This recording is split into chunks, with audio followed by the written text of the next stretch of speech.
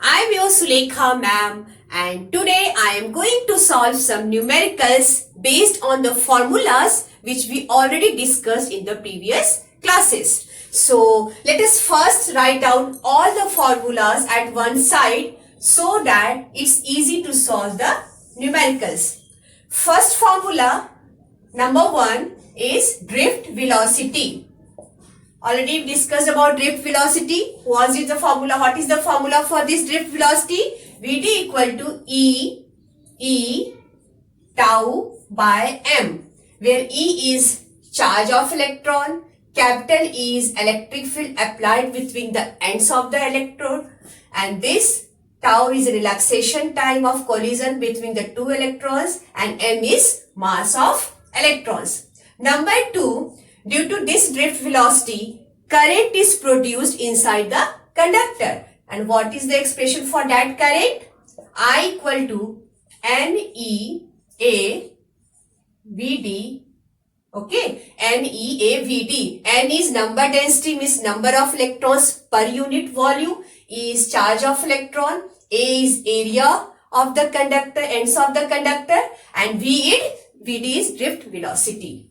Then next, Ohm's law, which we already discussed. V is directly proportional to I, so that it becomes V equal to Ri, where R is a constant called resistance of the conductor. V is potential difference applied across the ends of the conductor, and I is current flows through the conductor. Then number 4,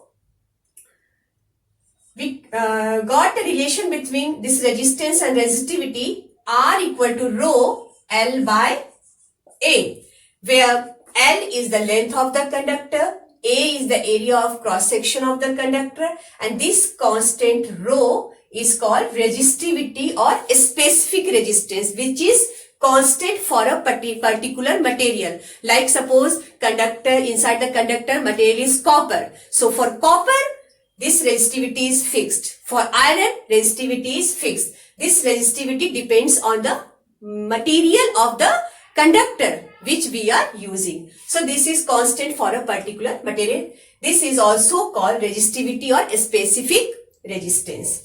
Then after that, temperature coefficient of resistance, that is alpha, denoted by alpha. Alpha equal to R2 minus R1 by R1 T2 minus T1, where T1 is the initial temperature, T2 is the final temperature, and at temperature T1, resistance of the conductor is R1, and at temperature T2, resistance increases or decreases to R2, whatever is the case. Either it can be increased or decreased. According to that, alpha becomes positive or negative. We already discussed this. Now I am going to take one question from NCERT exercise, page number 127. That is question number 3.5. Okay. In this question, at room temperature, the resistance of a heating element is 100 ohm. Room temperature means 27 degree Celsius. So T1 is given 27 degree Celsius. And at this temperature, the resistance of a heating element is 100 ohm. It means at this temperature, R1 is what? 100 ohm. Okay. Then after this, what is the temperature of the element if the resistance is found to be 117 ohm? What is the temperature of the element? You have to find this one, and at this, resistance of this element becomes how much? 117 ohm. Okay. You have to find temperature T2.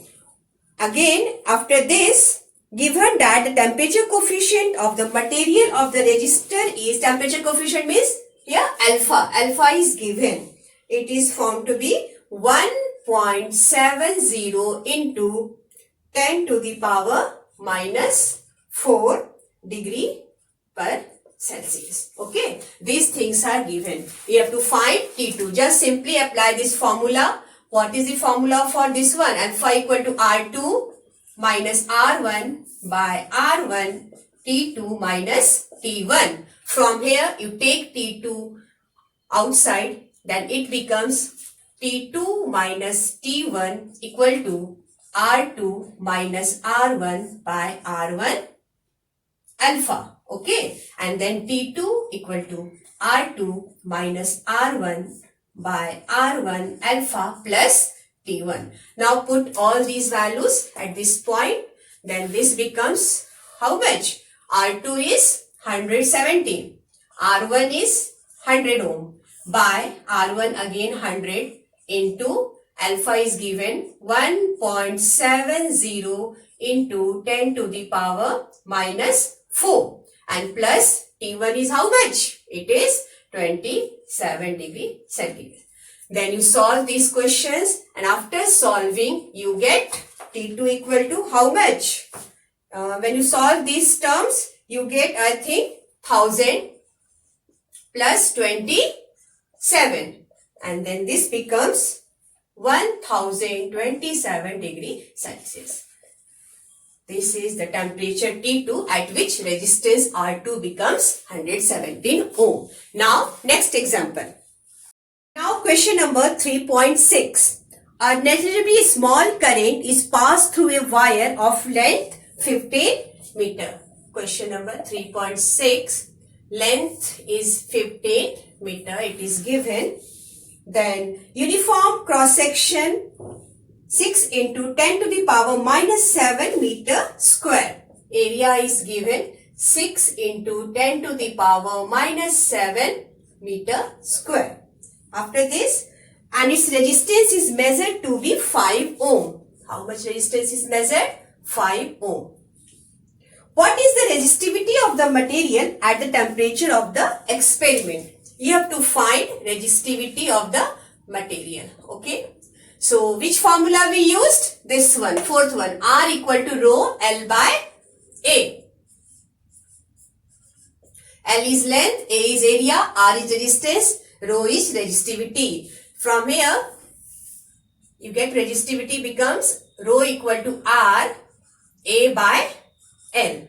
Now put the values of these different quantities. R is 5, area is 6 into 10 to the power minus 7 and length is 15 meter. Okay. And after solving this one, you get the answer 2 into 10 to the power minus 7. What is its unit? R is in ohm, area meter square, length meter. 1 meter cancel with this meter square, only we left with ohm meter. This is the unit of resistivity. Okay. So we get that answer 2 into 10 to the power minus 7 ohm meter for this question. Okay. Next question number 3.7. In this question, it is given that a silver wire has a resistance of 2.1 ohm at 27.5 degree Celsius. What is the resistance? R1 is 2.1 ohm at which temperature? T1 is given 27.5 degree Celsius. Okay. And a resistance of 2.7 ohm at 100 degree Celsius. The next resistance R2 equal to 2.7 ohm at which temperature? T2 is equal to 100 degree Celsius. Determine the temperature coefficient of resistivity of silver. So it's very simple. Just use this formula. Temperature coefficient of resistance is R2 minus R1 by R1 T2 minus T1 and simply put all these values, you get the value of alpha, temperature coefficient of resistance. So what is R2? 2.7 minus R1 2.1 by R1 is 2.1, then T2 minus T1 means 100 minus 27.5. And then after solving this one, you get this one, this becomes 0.6 divided by 2.1 into, when you subtract this one, you get how much? 72.5. And when you solve these terms, after solving, we get the value 0.00394. And what is its unit? Per degree Celsius. Per degree Celsius. Why? Because this resistance ohm cancel, only below in the denominator only temperature is left. So per degree Celsius is its unit. It's not clear. Per degree Celsius, C inverse. Okay. So we get the value alpha equal to 0.00394 per degree Celsius. This is the answer for this question. Okay. Now next, question number 3.8. In this question, it is given that a heating element using nichrome connected to a 230 volt supply. Your voltage is 230 volt supply. Okay. Draws an initial current of 3.2 ampere. Initially, it draws a current, how much? 3.2 ampere. Which settles after a few seconds to steady value of 2.8 ampere. After some time, its values becomes, I2 becomes how much? 2.8 ampere. What is the steady temperature of the heating element? At this temperature, steady temperature, you have to find what is the steady temperature of the heating element if the room temperature is 27 degrees Celsius. T1 is 27. Initial temperature, room temperature is 27 degree Celsius. Temperature coefficient is also given. It is 1.70 into 10 to the power minus 4. 1.70 into 10 to the power minus 4 degree per Celsius. These things are given and you have to find temperature T2. How you find this one? Here in this formula, alpha is R2 minus R1 by R1, T2 minus T1. But you don't know R1 and R2. So first you find what? R1 and R2. After that, you apply this formula and you get the value of T2. So how you get this R1 first? Here, voltage is given and current initial is given. And you know from Ohm's law, what is this one? V equal to Ri. So, V equal to Ri, initial R1 you take, I1 you take. Voltage is same in both the cases, initial and final. So, V equal to R1, I1. From here, R1 becomes what? V by I1. And V is 230 volt and I1 is 3.2 ampere. After solving this one, you get how much? 71.875 ohm. So you get R1. Again, next R2. So R2 is also V equal to R2, I2. So R2 becomes V by I2. V is same. Supply voltage is same in both the cases. Initial temperature is this one. Final temperature, initial current is 3.2 ampere. Final current is 2.8 ampere. So V is 230 volt and current 2.8 ampere. After solving this one, you get the value 82.143 ohm. Now you have these values R1, R2, T1, T2 you have to find, alpha you know. You apply this formula, fifth one. Temperature coefficient of resistance is R2 minus R1 by R1, T2 minus T1. What is R2? R2 is this one. Okay. 82.143 minus R1. R1 is this one. 71.875 by again R1. R1 is 71.875, then T2 minus T1. So T2 you don't know, minus T1. T1 is how much? 27. Okay. Now you have to find this T2. You take these terms first left side, then T2 minus 27 equal to, when you subtract these terms, this becomes, after solving this one, and you take alpha this side, alpha comes down, this one, and this becomes how much? 82.143 minus 71.875 by 71.875 into alpha comes down. And what is the value of alpha? 1.70 into 10 to the power minus 4. When you solve these terms, this right hand side, you get 840.35. This is T2 minus 27. So what is T2? T2 becomes 840.35 plus 27. And when you add these two terms, you get 867.35 degree Celsius. So you get the value of T2. I write here, it's visible. T2 equal to 867.35 degree Celsius. This is the answer for this question number 3.8. Now one more last question. Question number 3.13.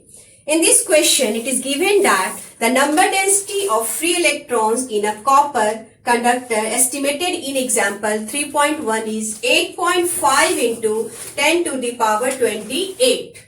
Number density is number of electrons per unit volume. It is 8.5 into 10 to the power 28 per meter cube. How long does an electron take to drift from one end of the wire to another end? How long means you have to find time. How long it takes to travel from one end to another end of the wire, and the length of the wire is given 3 meter. L is given 3 meter. And also the area of cross section of the wire is 2 into 10 to the power minus 6 meter square. And it is carrying a current of 3 ampere. I is also given 3 ampere. Now in this question, number density, length, area and current is given. You have to find time. So how you find the time to move from one end of the conductor to another end?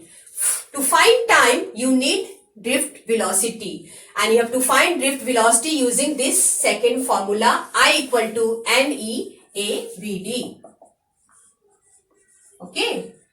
From here, this drift velocity VD becomes how much? I by NEA. And I is given 3 ampere. N is number density 8.5 into 10 to the power 28. E is the charge of electron. And what is its value? 1.6 into 10 to the power minus 19 into area. Area is 2 into 10 to the power minus 6. Now you calculate this one, and after calculating, you get the value of VD equal to 1.1 into 10 to the power minus 4 meter per second. Now you have to find the time taken to travel from one end to another end. And this time equal to how much? Suppose this is conductor, okay? And this is the length of conductor. And drift velocity of electron VD, we already find it. 1.1 into 10 to the power minus 4. How much time electron takes to move from this end to this end? That time we have to find it.